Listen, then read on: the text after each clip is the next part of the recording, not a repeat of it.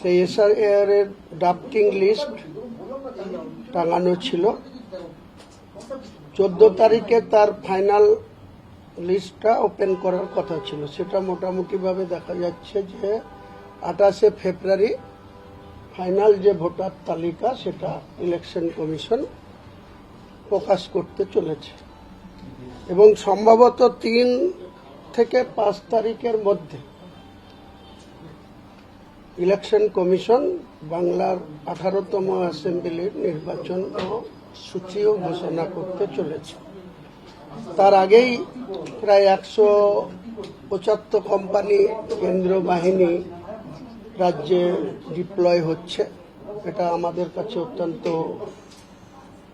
সাধারণ মানুষের বা সাধারণ ভোটারদের সিকিউরিটির প্রশ্নে বা নিশ্চিন্তে নির্বিঘ্নে যাতে ভোটাররা তাদের মত প্রকাশ করতে পারে বা বুথ কেন্দ্রে গিয়ে তারা কোনো নিরাপত্তাহীনতায় না ভোগে, তার জন্য আমি বলবো কেন্দ্রীয় ইলেকশন কমিশনকে, যেটা আগাম যে কেন্দ্রীয় বাহিনী ডিপ্লয় করছে, আমাদের দলের তরফ থেকে আমরা এই বিষয়টিকে ইলেকশন কমিশনকে ধন্যবাদ জ্ঞাপন করছি। কারণ বাংলার নির্বাচনে ইতিমধ্যে যতবার নির্বাচন হয়েছে, কি লেফট ফ্রন্টের সরকারের সময় কি 3বারের টিএমসি সরকারের সময়, কখনো নির্বিঘ্নে শান্তিপূর্ণভাবে নির্বাচন আমরা কমপ্লিট করতে পারিনি। এটা আমাদের দুর্ভাগ্য।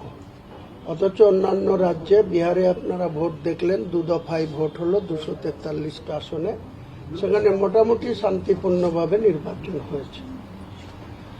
তো আগামী দিনে বাংলার মানুষের সঠিক রায় যাতে সঠিকভাবে প্রতিফলিত হতে পারে, কোন রাজনৈতিক দল যাতে তাদের মতো করে নির্বাচনে প্রার্থী দেবে এবং সাধারণ ভোটাররা তাদের মতো করে তাদের পছন্দের প্রার্থীদের নির্বাচনে বোতাম টিপে ইভিএম মেশিনে তাদের রায় প্রদান করবে, এটাই আমাদের সংবিধান স্বীকৃত।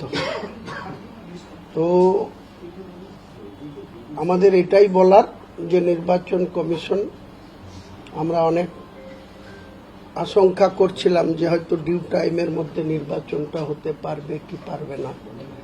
এখন মোটামুটি ভাবে যা খবর আসছে বা যা খবর পাচ্ছি, তাতে 28শে ফেব্রুয়ারি 2026 এসআইআর এর ফাইনাল ভোটার লিস্ট পশ্চিম বাংলার মানুষের জন্য সুখবর যে এসআইআর এ যাদের অবৈধ ভোটার এর নাম ছিল, প্রথমে 58,20,000 মতো নাম বাদ গিয়েছিল, আরো 7 লক্ষ মতো ওই যে হিয়ারিং এ কিছু ত্রুটিপূর্ণ ভোটারদের, তাদেরও আবার সুযোগ থাকছে নেক্সট টাইমে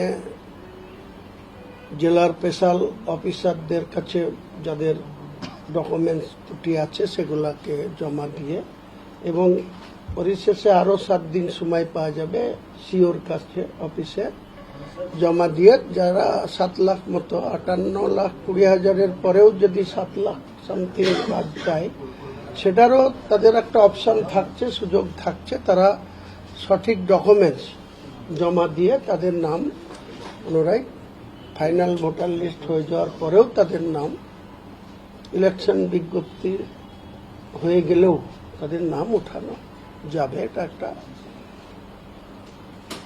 ভালো দিক আর কি। এবার আপনাদের কোনো কোশ্চেন? গতকাল রাতে একাধিক যারা অফিসার রয়েছেন উচ্চ পদে নির্বাচনের কাজ করেছেন, প্রায় 8 জন, তাদেরকে তারা কাজে দায়িত্ব পালন করেন, তাদেরকে নোটিশ করা হয়েছে এবং তাদের বিরুদ্ধে আইনানুগ ব্যবস্থা এবং রাজ্যকে চিঠি দিয়েছে নির্বাচন কমিশন। এই যারা সরকারি আমলা যারা কাজ করছেন, তারা এসআইআর এর কাজে এই গাফিলতিটা দেখাচ্ছে। এটা রাজ্য সরকার পরিকল্পিতভাবে এই সমস্ত গুলা করছে, আননেসেসারি বাংলার মানুষকে, বাংলার ভোটারদের ভীতি সৃষ্টি করা। শুরু থেকে এসআইআর নিয়ে তিনারা বলেছিলেন এসআইআর করব না, অথচ ডিউ টাইমে 4 নভেম্বর থেকে এসআইআর এর কাজ তারা শুরু করলেন এবং 50% অযোগ্য যারা এই বিএলও মানে ব্লক লেভেল আধিকারিক হওয়ার যোগ্যতাই রাখে না। তারা কম্পিউটার সম্বন্ধে কোনো জ্ঞান নাই, অ্যাপ সম্বন্ধে যাদের কোনো জ্ঞান নাই, আইসিডিএস কর্মী, তারা শুধু রান্না করে কিছু বাচ্চাকে ফুডিংস খাওয়ানোর দায়িত্ব, পড়ানোর দায়িত্ব তাদেরকে দিল এইসব কাজ।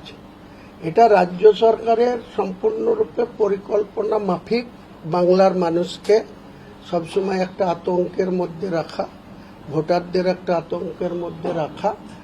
এবং দেখবেন ইলেকশন কমিশন প্রায় 8,500 মানে সরকারি আধিকারিকদের নাম চেয়েছিল। সেই নামেও এত ভুলে ভরা এবং এত গ্রেড যাদের যে র্যাঙ্কের অফিসারদের ডাকা উচিত বা যাদের নাম দেওয়া উচিত, সেখানেও প্রচুর অসঙ্গতি। এটা ইচ্ছাকৃতভাবে বা তাদের মানে সরকারি কর্মচারী সেই ক্যাটাগরি অফিসারের স্ট্রেংথের যে অভাব আছে, যে দুর্বলতা আছে, সেটা আজকে নির্বাচন কমিশন জেনে গেছে। কাজেই এক কথায় যদি আপনি কোনো কৃষক তার জমি চাষ করতে গিয়ে বলদ না জুড়ে যদি ছাগল দিয়ে বা ভেড়া দিয়ে যদি চাষ করতে যায়, তাহলে যা হয় তাই হচ্ছে আর কি।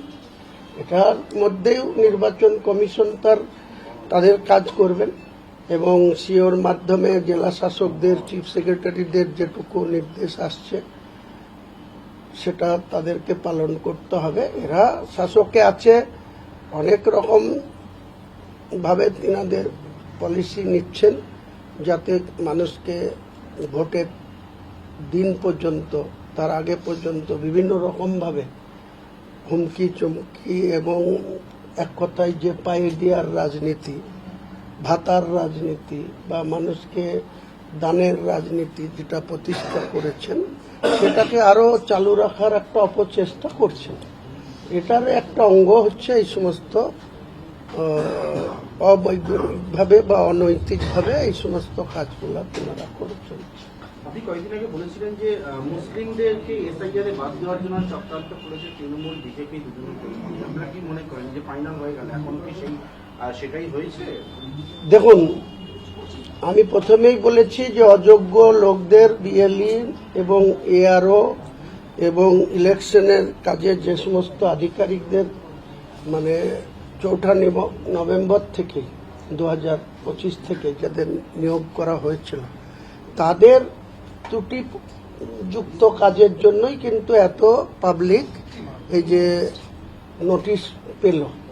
যদি শুরু থেকে সতর্ক থাকতো রাজ্য প্রশাসন, তাহলে এত মানুষের কোনো কারণেই, যেটা 58,20,000 বাদ গিয়েছে, সেটা তো ডেথ ভোটার, নালে ডবল নেম বা তাদের কোনো জায়গায় নাম থাকা উচিতই ছিল না, তাই বাদ গিয়েছে। তা নিয়ে দাও, আমাদের সবসময় আমরা ইলেকশন কমিশনের কাজে তাদের অধিকারকে সম্মান করে এসেছি, আজও করছি। কিন্তু রাজ্য সরকার জেনে বুঝে শুরু থেকেই যে চক্রান্ত তিনারা করছিলেন, এসআইআর মানব না, তারপরে এসআইআর এর কাজ অযোগ্য লোকদের দিয়ে করাবো, তারপরে আজকে দিনে এই যে ফাইনাল ভোটার লিস্ট হতে যাচ্ছে, যখন মুখ্যমন্ত্রী দেখলো যে যদি ডিউ টাইমে ভোটটা না করাতে আমি সহযোগিতা যদি না করি, তাহলে তো আমারই সমূহ বিপদ। উনি একদিক দিয়ে ভাবছিলেন যে যদি মার্চ মাসটা ঠেলে দিতে পারি, যদি ভোট ডিউ টাইমে না হয়, তাহলে আমি হয়তো শহীদ হয়ে যাব, যে 356 রুল 5ই মে জারি হলে আমি হয়তো অ্যাডভান্টেজ পাবো। কিন্তু আজকের দিনে তৃণমূলের যা সাংগঠনিক অবস্থা, যদি এই পরিস্থিতি হতো, তাহলে আর তৃণমূলের পতাকা ধরার লোক আর বাংলায় থাকতো না। কাজেই উনি আবার বুঝে সুঝে এখন শাক দিয়ে মাছ ঢাকার মতো যেন পকেটে জোড়াতালি দিয়ে ডিউ টাইমে নির্বাচন রাখতে হোক সেটা করছে। যারা লিস্ট মানে যারা বিভিন্ন ডকুমেন্টস দিয়েছে এসআইআর নাম তোলার মধ্যে, তাতে ভুলে ভরা ডকুমেন্টস, জন্মের আগে জন্ম সার্টিফিকেট, ব্লাড রিলেশন সার্টিফিকেট, এই যে এইগুলো বিভিন্ন জায়গাতে, এর জন্য সম্পূর্ণ দায়ী রাজ্য সরকারের যারা ক্ষমতায় আছে তারা। প্রতি বছর আপনাদেরকে জানতে হবে যে প্রতি বছর নভেম্বর মাস থেকে জানুয়ারি মাস পর্যন্ত আংশিক ভোটার সংশোধন, সংযোজন, নিয়োগের কাজ চলে। তাহলে 2002 সালের পরে ফাইনালি যে এসআইআর এর কাজ এত বছর পরে হলো, 2011 সাল থেকে বাংলার মুখ্যমন্ত্রী মমতা বন্দ্যোপাধ্যায় তার আধিকারিকরা এই ত্রুটিযুক্ত ভোটার লিস্ট কেন তারা ঠিক করেননি? ইলেকশন কমিশনের উপরে দোষ দিয়ে তো লাভ নেই। ইলেকশন কমিশন তো দিল্লি থেকে নির্দেশ পাঠায়। প্রতি বছর তো রাজ্য সরকারের কর্মচারীরা প্রাইমারি স্কুলের শিক্ষক বলুন, হাই স্কুলের শিক্ষক বলুন, অন্য পঞ্চায়েত দপ্তরের কর্মচারীরা বলুন, আমরা গ্রামে বাস করি, পঞ্চায়েত দপ্তরের কর্মচারীরা তো এইসব কাজে প্রতি বছর নভেম্বর থেকে জানুয়ারি পর্যন্ত 5ই জানুয়ারি পর্যন্ত ভোটার লিস্টের সংশোধনের কাজ করেন। নতুন ভোটার যারা 18 বছর বয়স পৌঁছায় তাদের নাম 6 নম্বর ক্লাব করে নেয়। তাহলে যখন এগুলা করেছে তাহলে এত ত্রুটিযুক্ত ভোটারদের কেন এন্ট্রি করে রেখেছিল, কার স্বার্থে করে রেখেছিল? তাহলে রাজ্য সরকার এই দায় কি এড়াতে পারে? জেনে বুঝে এই সমস্ত ভুয়ো নাম কেনই বা তুলে রেখেছিল? কেনই বা তাদের নাম আগে বাদ যায়নি? এসআইআর করে কেন ইলেকশন কমিশনকে বাদ দিতে হলো? আজকে এই সমস্ত ভোটারদের ব্যবহার করে যারা নির্বাচিত কেন্দ্রের সরকার বলুন আর রাজ্য সরকার বলুন যারা আছে, তারা কি বলতে পারেন দায়িত্ব নিয়ে যে না আমরা স্বচ্ছ ভোটারদের, সঠিক ভোটারদের ভোটে নির্বাচিত হয়ে আমরা সরকারে আছি? যুব সাথী প্রকল্প নতুন শুরু হয়েছে, সেখানে হচ্ছে প্রত্যেকটা নির্বাচনের আগে সমস্যা কি মনে করছে? একটা বিজেপি একটা শক্তি ছিল, এবারে আপনারা দেখুন, এবারে যে vote and account budget Chandrima Bhattacharya বিধানসভায় পেশ করেছেন, সেই ভোট অ্যান্ড অ্যাকাউন্ট বা অর্থ বাজেট অত্যন্ত শুধু দান আর এই ভাতার বাজেট বলা যেতে পারে। কোনো কর্মসংস্থানের কোনো অপশান নেই এবং কনস্ট্রাকটিভ ওয়েতে বাংলার উন্নতি করার জন্য বা বাংলার যে সমস্ত মানুষদের কর্মসংস্থান করতে গেলে, নতুনভাবে কর্মসংস্থান সৃষ্টি করতে গেলে যে ধরনের শিল্পায়নের দরকার, প্রতি বছর বছর তো মুখ্যমন্ত্রী শিল্পায়ন মেলা করেন, তিনি শিল্পপতিদের ডেকে নিয়ে আসেন। তিনি কি রিপোর্ট কার্ড দেখাতে পারবেন বাংলার মানুষকে যে আমি এত বছর ধরে প্রতি বছর শিল্পায়ন করেছি? তার কোন শিল্পপতি কত টাকা ইনভেস্ট করেছে বাংলায় মানুষের জন্য, বাংলার উন্নয়নের জন্য? শুনতে ওনার যদি অঘোষিতভাবে বলা যায়, উনি আমার বিরুদ্ধে যদি কোনো কেস করে, আমি পরে নিশ্চয়ই জুডিশিয়ালে গিয়ে প্রমাণ দেব। আজকে আনঅফিসিয়ালি পুলিশ আর তৃণমূলের এক শ্রেণীর তোলাবাজরা মিলেমিশে বীরভূম থেকে প্রতি মাসে ওই কোল্ডফিল্ড, পাথর, বালি এসব থেকে আনঅফিসিয়ালি 52 কোটি টাকা করে প্রতি মাসে তোলা হয়, একদম ডাম্পারের হাতে গোনা। আপনি একইভাবে নবদ্বীপ ব্রিজের কাছে যান, আপনারা আড়ালে আবডালে ক্যামেরা পেতে রাখুন, প্রত্যেকটা পুলিশ অফিসাররা একটা গাড়ি থেকে, বালির গাড়ি থেকে একটা জায়গায় 1000 যুবসাথী সবকিছুই ভয়ে। এই যে 500 টাকা বাড়ালেন, 1200 আর 1000 ছিল, 1700 আর 1500 করেছেন, এটাও ভোট নেওয়ার জন্য। এবং দেখবেন এক হুমায়ুন কবিরের ভয়ে, হুমায়ুন কবির বারবার বলেছিল যে সঠিকভাবে সাংগঠনিক যারা নেতৃবর্গ তাদের গুরুত্ব দেওয়া হোক। আইপ্যাক টাইপ্যাক দিয়ে আপনারা যে সিস্টেমে টাকা তুলছেন, ভোটও নেবেন টাকাও নেবেন, এটা হবে না। এটা হুমায়ুন কবিরের মূল প্রোটেস্ট ছিল।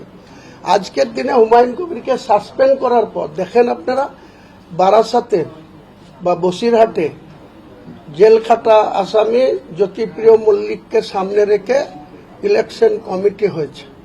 বহরমপুরে রানীনগরের এমএলএ সৌমিক হোসেনকে সামনে রেখে 16 জনের কমিটি হয়েছে। সেখানে বিধায়ক নিয়ামত হাজির মতো লোক অনেক পিছনের নাম, সৌমিক হোসেনের অনেক আগে নাম।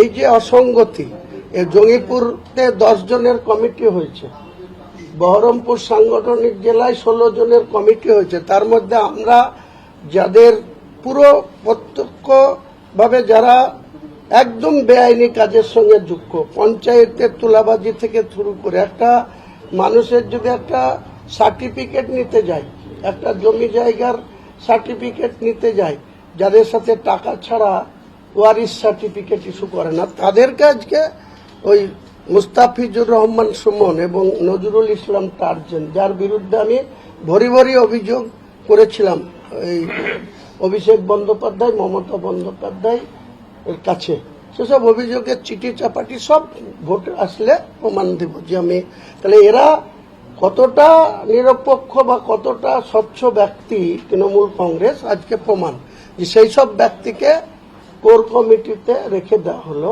নতুন করে ইলেকশন কমিটি বহরমপুর সাংগঠনিক জেলায় 16 জনের শ্রমিকের নেতৃত্বে, সেখানে 2 এম